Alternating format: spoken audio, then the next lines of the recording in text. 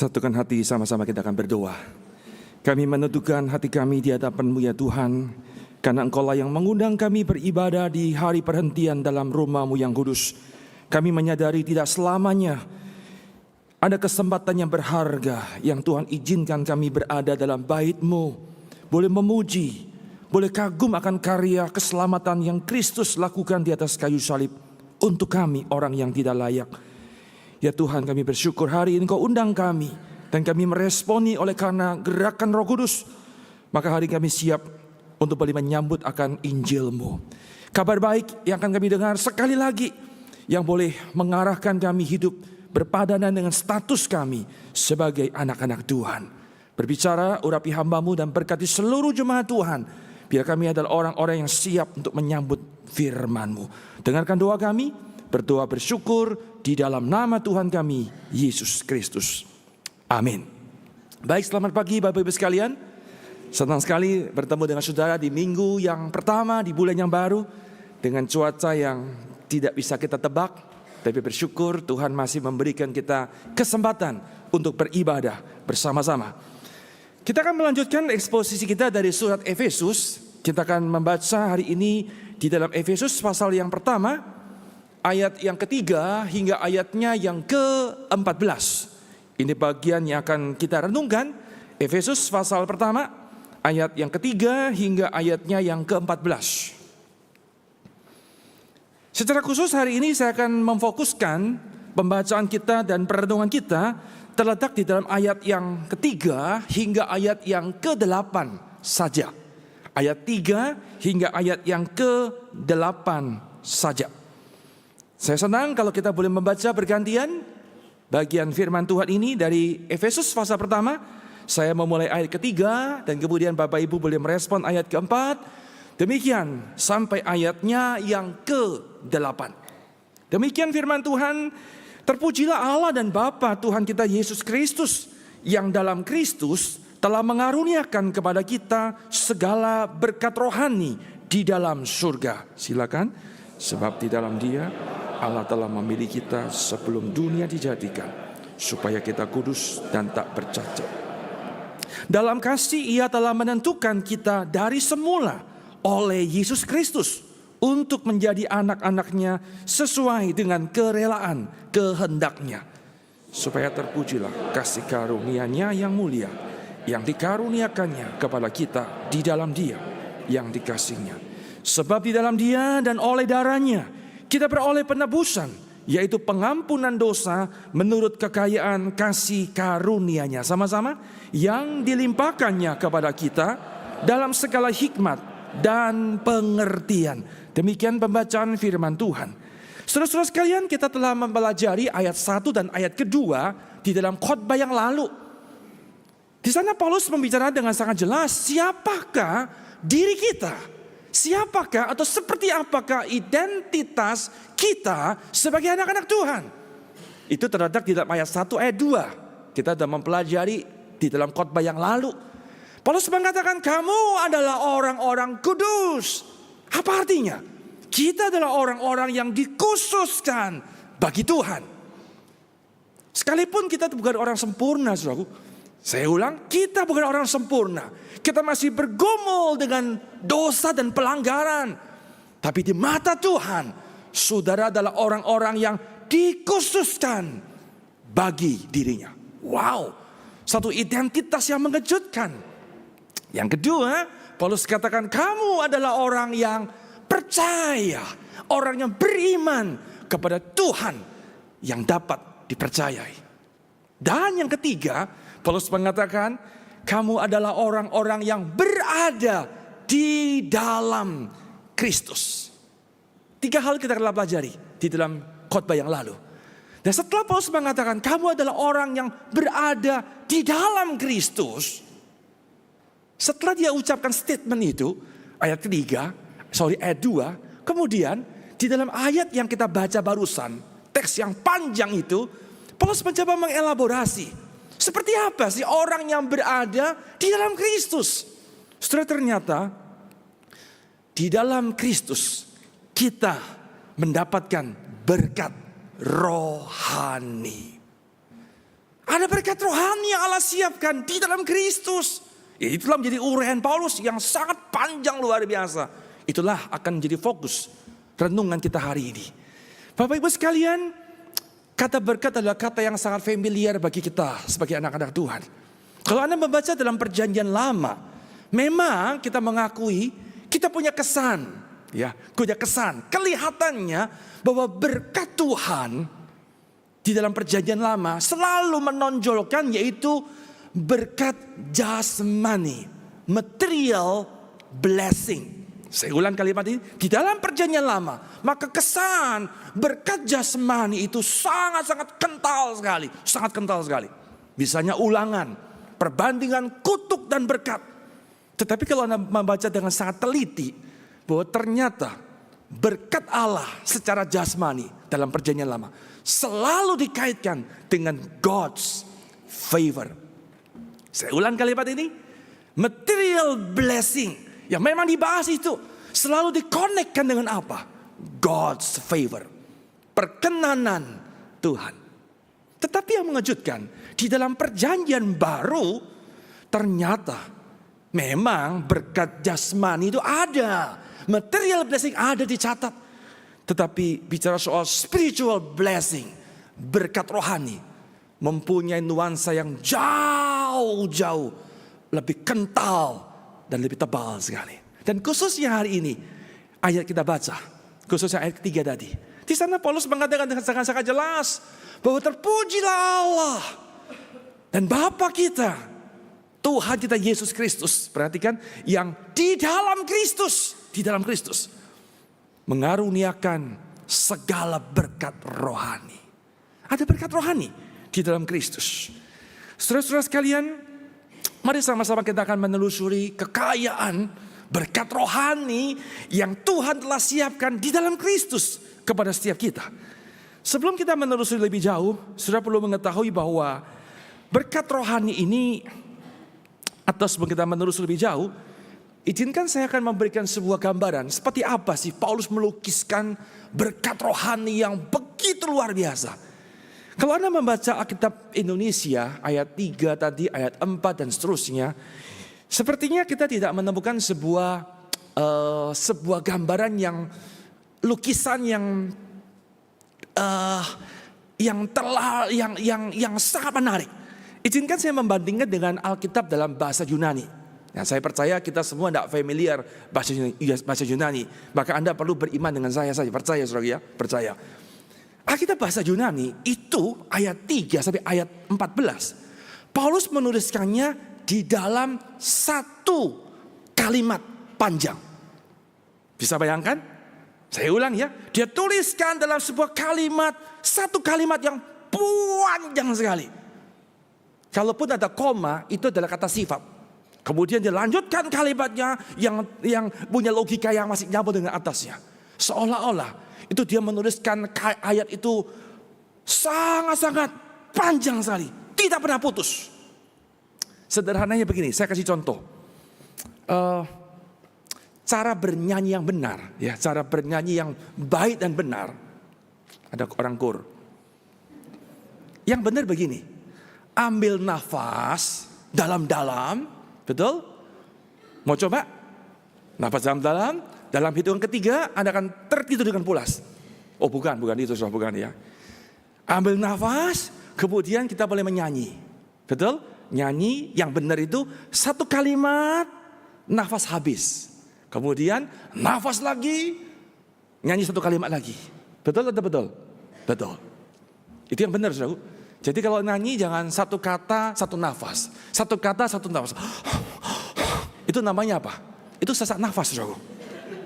Bukan itu, saudara. Jadi yang betul, satu kali ambil nafas, nyanyi satu kalimat. Kalau di dalam buku atau di screen, satu kalimat itu seret. Ambil nafas lagi, nyanyi lagi. Itu yang betul.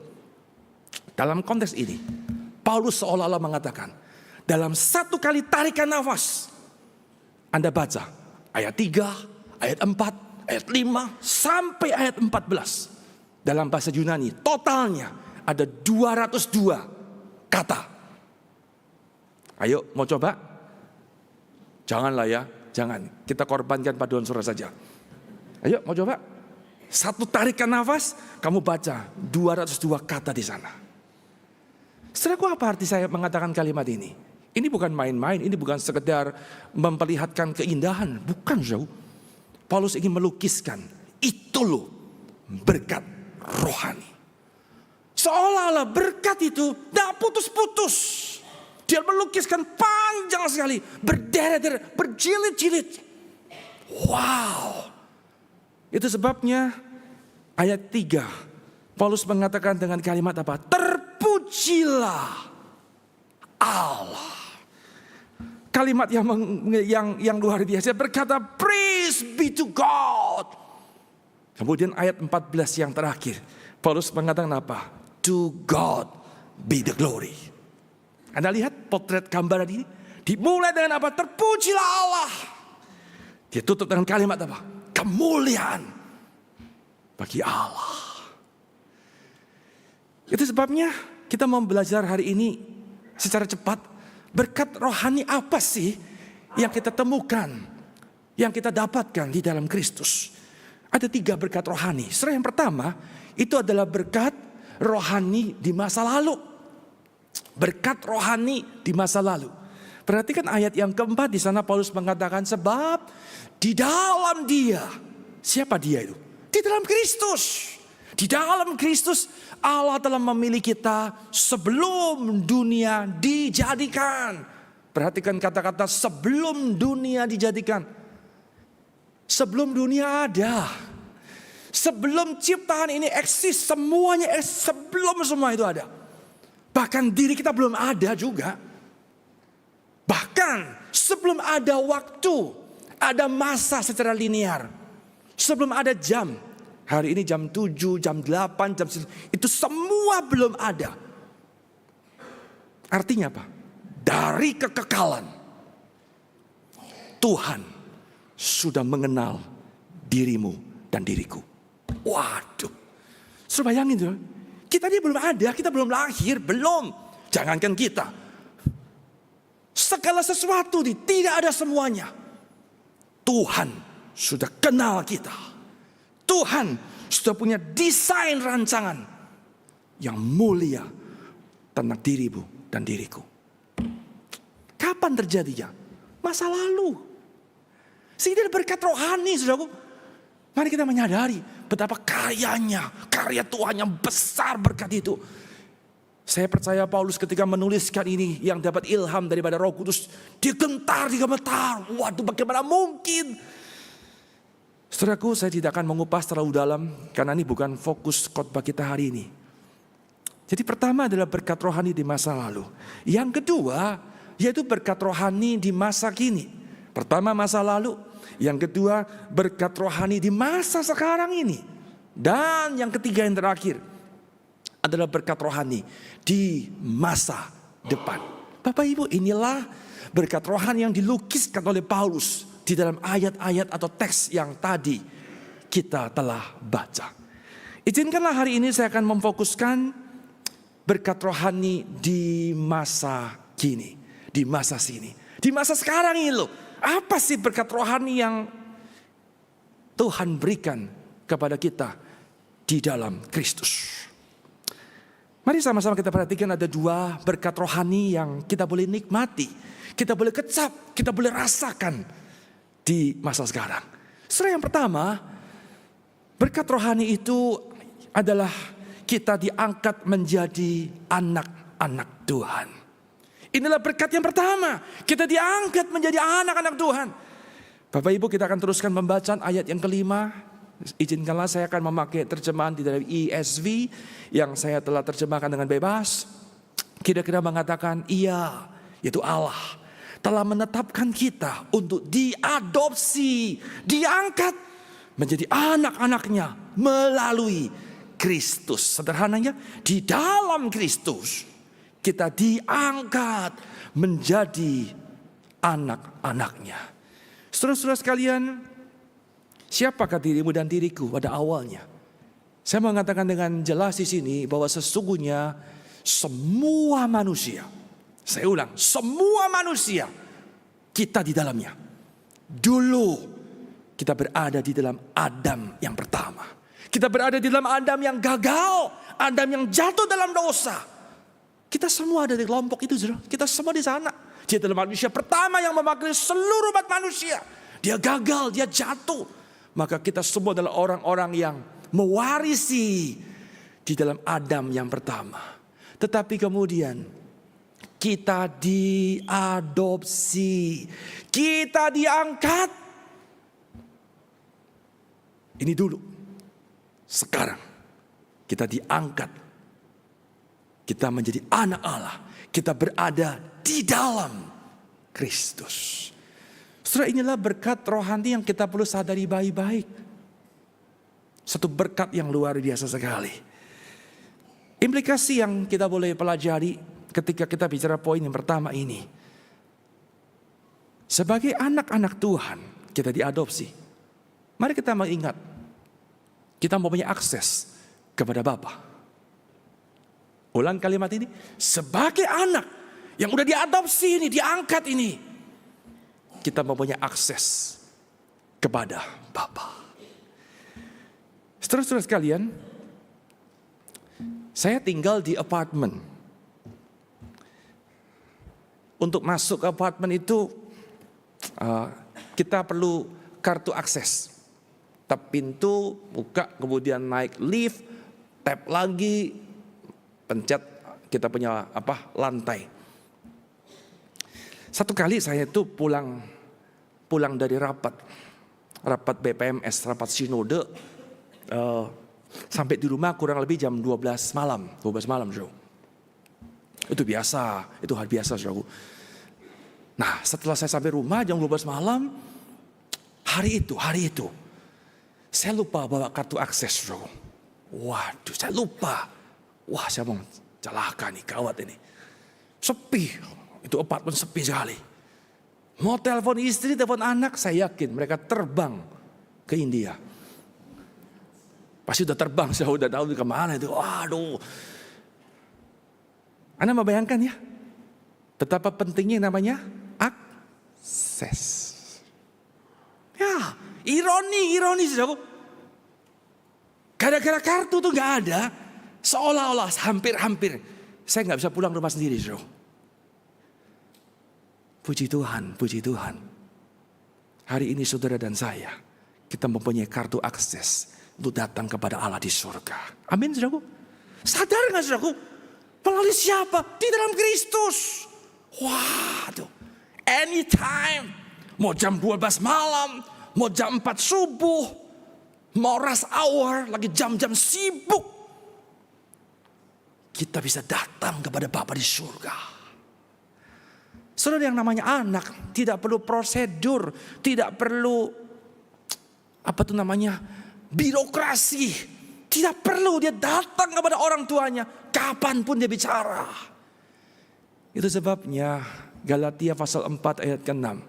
Baca sama-sama, 2, 3. Dan karena kamu adalah anak, maka Allah telah menyuruh roh anaknya ke dalam hati kita yang berseru, ya Aba, ya Bapa. New relationship with the Father. Dulu kita hamba, kita musuh, kita jauh, kita diadopsi oleh Tuhan. Di dalam Kristus, kita anaknya. Kita punya relasi yang dekat. Kita punya akses. Wow. Bukankah ini sebuah berkat yang besar bagi kita? Mari kita menyadari baik-baik, saudaraku. Engkau dan aku memegang akses, tanda petik kartu akses, untuk menghampiri Bapa yang sangat baik itu. Tetapi ironi, hari ini banyak orang anak Tuhan yang sama dengan saya tadi. Kita lupa bahwa kita punya kartu akses. Kita tinggalin kartu itu. Kita sibuk mencari apa jalan keluar. Kita sibuk mencari solusi atas masalah kita. Kita mencari orang lain, mencari rekan untuk keluar dari masalah kita. Kamu lupa dengan akses yang ada dalam hidup kita. Betul atau betul? Punya masalah, wah kita panik. Cari hamba Tuhan, gak salah sih. Kenapa nggak cari Tuhan? Kamu punya akses loh. Cari teman, telepon, seluruh dunia ditelepon. Tidak salah, tapi please lah. Kamu anak loh. Diberikan akses khusus, direct, langsung datang kepada Bapa. Mulai hari ini, nikmati berkat rohani yang kita boleh lakukan. Kita boleh apply hari ini. Ini yang pertama. Sebagai anak kita mempunyai akses kepada Bapa. Berikutnya, sebagai anak kita menerima warisan kekal. Menerima warisan kekal. Saudara masih di dalam Galatia pasal keempat. Kita lanjutkan ayat ke-7. Di sana kemudian Paulus memberikan kalimat yang bagus. Jadi kamu bukan lagi hamba. Diulang hamba. Ini hambanya dosa. Diperbudak oleh dosa. Bukan kata Paulus. Melainkan kamu anak. Wow, ada perubahan. Seperti apa tuh anak? Relasi. Relation. Akses. Keintiman. Itu adalah anak. Kemudian Paulus teruskan kalimatnya. Jikalau kamu adalah anak. Maka kamu juga adalah. Semua membaca yang kuning paling ujung. 2, 3. Ahli waris. Wow. Saudara-saudara sekalian luar biasa. Tuhan tidak mengadopsi kita sebagai bayi. Saya ulang. Bukan sebagai bayi. Tetapi sebagai anak. Anak yang matang. Anak yang dewasa. Artinya apa? Anak yang siap menerima warisan. Saudara dan saya kita terima warisan itu. Yang terakhir. Masih di butir poin 1. Kita sebagai orang-orang yang diangkat menjadi anak. Sebagai anak, kita menerima disiplin dari Bapa. Menerima disiplin. Saya percaya tidak ada orang tua yang kemudian membiarkan anaknya kacau. Tidak mungkin. Semua orang tua rata-rata. Dia pasti akan mendidik anaknya, mendisiplin anaknya, melatih anaknya, membentuk anaknya. Sampai menjadi pribadi yang baik, pribadi yang matang, pribadi yang dewasa. Itulah Bapa di surga kepada kita sebagai anak-anaknya. Ibrani mencatat, hai anakku, janganlah anggap enteng didikan Tuhan. Jangan kamu putus asa apabila engkau diperingatkannya. Karena Tuhan menghajar. Karena Tuhan mendisiplin orang-orang yang dicintainya. Dan Tuhan itu menyesah. Menyesah ini kalau saya periksa dalam King James, mencambuk. Wah, sakit Bapak Ibu. Betul? Sakit. Orang tua zaman dulu ya. Kalau mau marah sama anaknya udah kelewatan. Apa yang dilakukan sama orang tua? Zaman dulu, ayo ngaku yang umurnya di atas 50. Keluarkan. Wah, ngaku dosa semua nih, korban semua nih. Ada yang rotan, ada yang sabuk, ada yang sapu apa itu untuk bersihin ranjang tuh, sapu apa itu? Hah? Sapu lidi. Waduh, pukul bukan? Dicambuk itu, sakit. Dengar baik-baik. Ingat baik-baik ini. Disiplin Tuhan, bukan punishment. Halo? Saya ulang ya. Disiplin Tuhan, bukan penghukuman. Sama sekali bukan. Karena hukuman itu telah ditanggung oleh Kristus di atas kayu salib. Dia yang memikul. Dia tidak pernah memberikan punishment. Tidak pernah, saudara. Karena Kristus yang menanggung hukuman itu. Roma 8:1. Sekarang di dalam Kristus tidak ada penghukuman. Tidak ada. Kita adalah anak. Kita orang merdeka. Tetapi ingat, disiplin itu membentuk kita. Menghajar kita. Dengan tujuan membangun kita. Disiplin tidak pernah bertujuan merusak dan menghancurkan hidup kita. Tidak pernah. Disiplin Tuhan melatih, membentuk sehingga satu hari kita serupa dengan Yesus Kristus.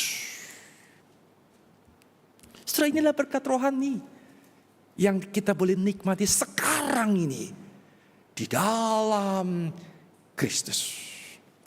Puji Tuhan. Yang kedua, apakah yang kita terima di dalam Kristus berkat rohani untuk masa kini? Kalau yang pertama, kita diangkat menjadi anak Tuhan. Yang kedua, kita diampuni oleh Tuhan. Kita lanjutkan pembacaan kita ayat yang ke-7. Di sana kemudian Paulus berkata kalimat seperti ini. Sebab di dalam dia, diulang lagi. Di dalam dia, di dalam Kristus. Dan dipertegas lagi. Oleh darahnya, oleh darah Kristus, kita beroleh penebusan, yaitu pengampunan dosa. Bapak Ibu sekalian, ada kata penebusan. Di dalam Kristus kita mendapatkan penebusan. Apa sih penebusan itu? Saya sudah tuliskan itu secara pengertian literalnya. Penebusan berarti tindakan membeli kembali melalui pembayaran uang tebusan. Saya ulang, tindakan membeli kembali, dibeli balik lagi melalui pembayaran yang tunai, yang lunas. Itulah uang tebusan. Bapak Ibu, di Indonesia ini ada yang namanya kantor pegadaian. Ada yang tahu? Oh, tahu ya? Kayaknya Anda suka menggadaikan barang ya. Nah, kantor pegadaian itu contohnya begini. Misalnya seseorang dia mau menggadaikan barang. Misalnya apa ya yang digadaikan ya? Apa? HP, nggak laku HP. Rumah ya tergantung. Kalau mendapat duit cenau tiao ya HP boleh lah.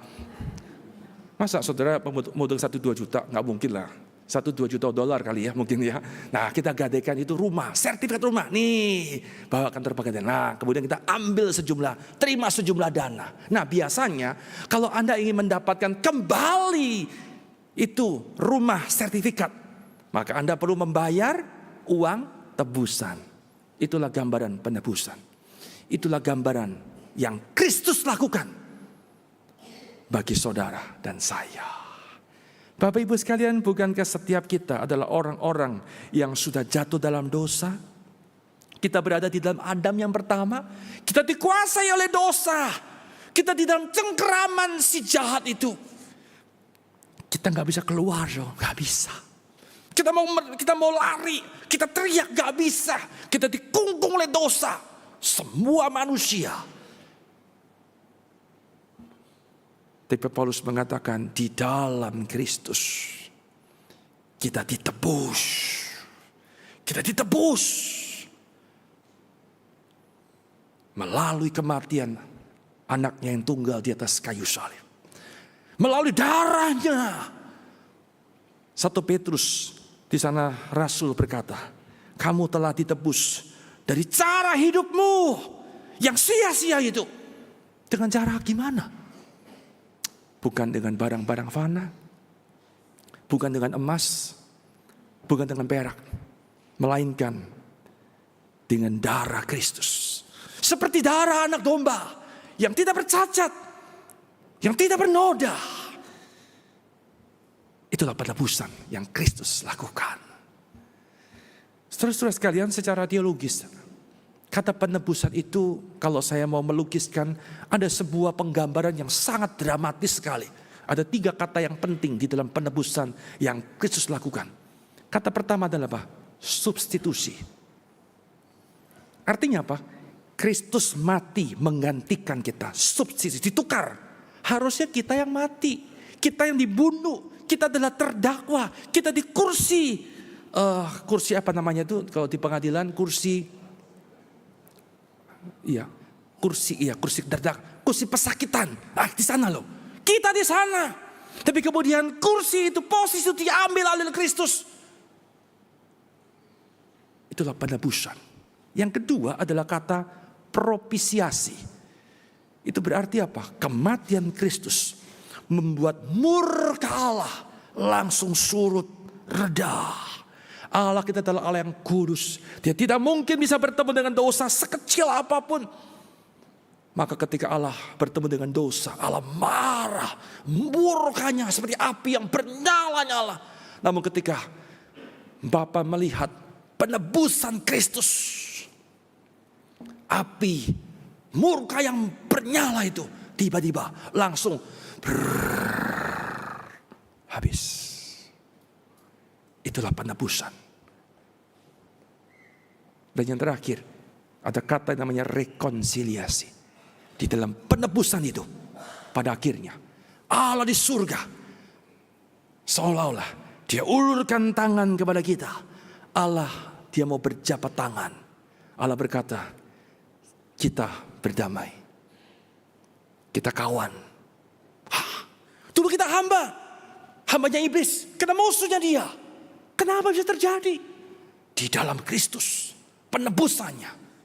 Itu sebabnya seorang pemikir Kristen yang bernama R.C. Sproul, dia mengatakan penebusan adalah puncak karya Kristus. Perhatikan kata puncak yang paling tinggi. Karena disitulah Allah menunjukkan keadilannya. Sang anak yang tunggal itu harus mati. Itu dosa dibayar dengan kematian. Siapa yang mati? Yesus Kristus. Itulah di depan roti dan anggur. Tetapi di sana kemudian R.C. Sproul mengatakan, di sanalah Allah juga memperlihatkan, mendemonstrasikan kasih-Nya kepada saudara dan saya. Penebusan adalah puncak karya Kristus. Saudara ingat kalimat ini? Puncak karya Kristus bukan memberkati saudara. Ulang kalimat ini, puncak karya Kristus bukan menyembuhkan kita. Bukan membuat kamu sukses. Tidak. Saya tidak anti dengan berkat-berkat, dengan pertolongan Tuhan, dengan kesembuhan. Itu hal yang baik. Kita berdoa. Kita meminta. Tetapi puncak yang paling tinggi, yang paling klimaks, yang Kristus lakukan adalah Dia menebus hidupmu dan hidupku. Mari kita sadar, inilah berkat yang kita terima. Tapi sayang sekali hari ini banyak anak Tuhan, dia menggeser, dia kata, aduh di khotbah dia tahu lah biasa. Apa yang kamu cari? Material blessing. Padahal tadi Petrus mengatakan, kamu ditebus dengan apa? Bukan dengan barang fana, bukan dengan emas, dengan perak. Tapi hari ini banyak orang Kristen cari apa? Cari barang-barang fana, dia cari emas. Ngomong-ngomong, berapa juta emas hari ini? Kamu lupa, yang berharga puncaknya bukan emas. Apa puncaknya itu? Dia menebus hidupmu.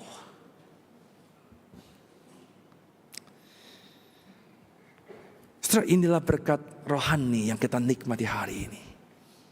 Saya ringkaskan. Berkat rohani yang kita dapatkan dalam Kristus.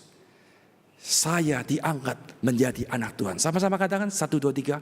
Saya diangkat menjadi anak Tuhan. Yang kedua, saya diampuni oleh Tuhan. Hari ini seberapa dalam Anda pernah jatuh dalam dosa? Seberapa besar pelanggaran pada kau buat dalam hidup ini? Ada kabar baik hari ini. Di dalam Kristus, engkau ditebus. Engkau diampuni. Kita jadi orang merdeka, orang yang bebas. Setelah inilah identitas yang sekali lagi Paulus nyatakan kepada orang-orang percaya. Saya rindu kalimat yang saya katakan di khotbah yang lalu.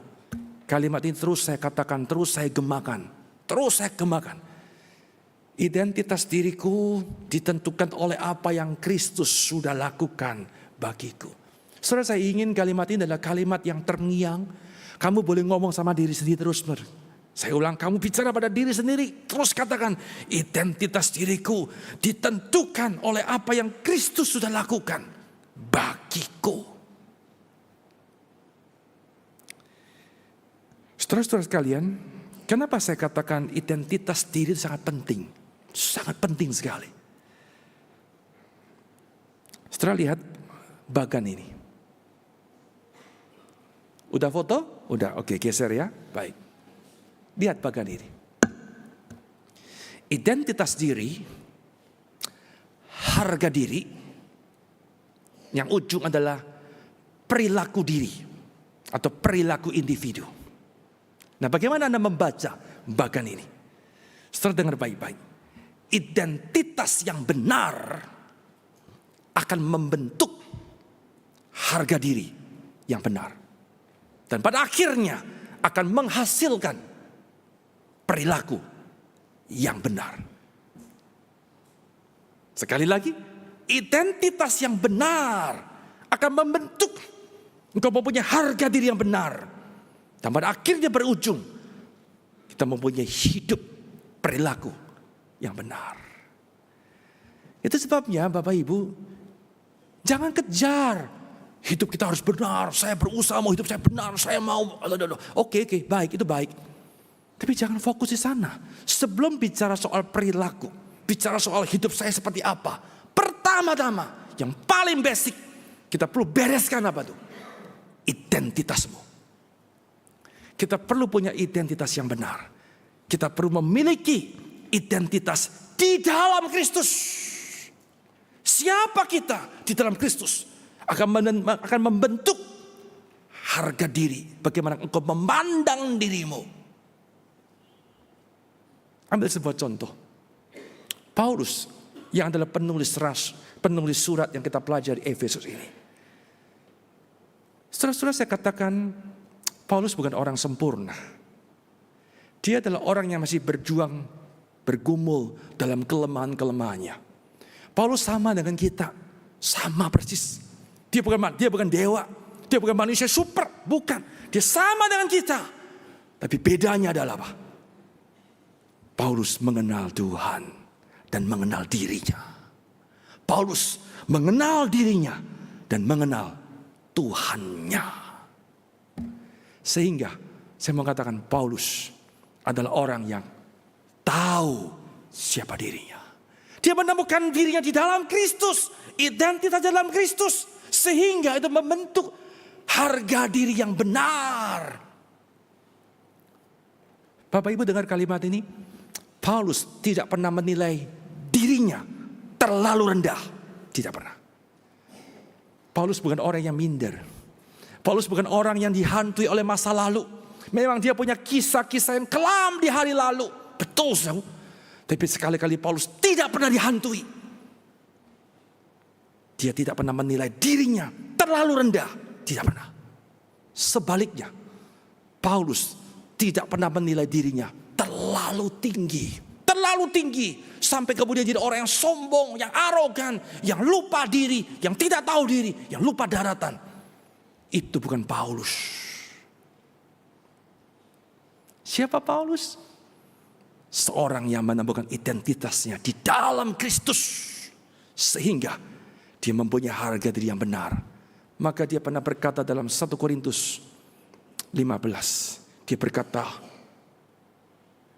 karena kasih karunia Allah, by the grace of God, I am what I am. Aku adalah sebagaimana aku ada sekarang. Dari mana kalimat itu? Itu orang yang bisa menilai diri dengan benar. Dia punya harga diri yang tepat sekali. Karena lahir dari sebuah identitas di dalam Kristus. Semoga kalimat-kalimat konsep ini Anda bisa cerna dengan baik. Dan pada akhirnya, setelah dia punya identitas yang benar di dalam Kristus, dia punya harga diri yang benar, dia mampu menilai dirinya secara benar. Pada akhirnya melahirkan sebuah kehidupan yang luar biasa. Bapak Ibu sekalian, Paulus tidak pernah menganggap dirinya sebagai korban sejarah. Saya ulang kalimat ini. Paulus tidak pernah menganggap dirinya saya adalah korban sejarah. Tidak pernah. Tetapi di dalam anugerah Tuhan, di dalam kasih karunia Tuhan, Paulus mengatakan bahwa hidupnya adalah pembuat sejarah. Itulah orang yang hidupnya punya perilaku yang benar. Orang yang hidupnya, perilakunya sejalan, selaras dengan identitasnya sebagai anak Tuhan. Dan semua dimulai ketika saudara dan saya mempunyai identitas yang benar. Saudara, biarlah kabar baik ini terus bergema dalam telinga kita, bergema di dalam hati dan pikiran kita. Tema besar tahun ini terus membangun, menyadarkan siapa kita nih, siapa kita ini. Saya rindu sekali seluruh jemaat menjadi pribadi-pribadi.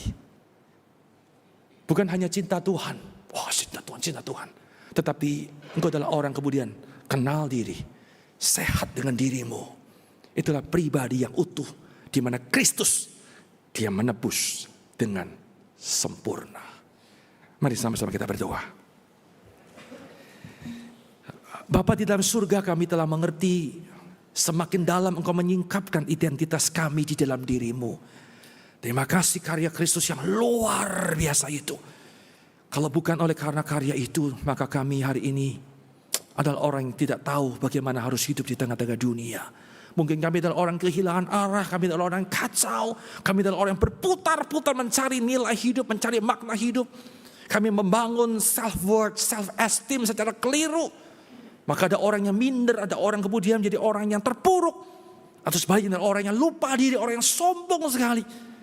Tapi kami bersyukur, sangat bersyukur sekali bahwa kami diberikan identitas di dalam Kristus. Tuhan yang mati bagi kami adalah Tuhan yang menata dengan detail hidup kami di tengah-tengah dunia. Sehingga kami menjadi orang-orang yang seperti Paulus. Hidupnya menjadi dampak, membawa dampak besar di tengah-tengah dunia. Tuhan terima kasih. Roh Kudus tolonglah agar anak-anakmu ini mampu mencerna setiap butiran-butiran kalimat-kalimat yang kami dengar. Konsep-konsep ini kami boleh mampu terjemahkan dan kami mampu lakukan di dalam kehidupan kami. Terima kasih Tuhan, terima kasih. Ini doa kami, ini diri kami. Kami persembahkan di dalam nama Yesus, Tuhan dan Juru Selamat. Dan penebus kami yang satu-satunya, kami berdoa. Amin.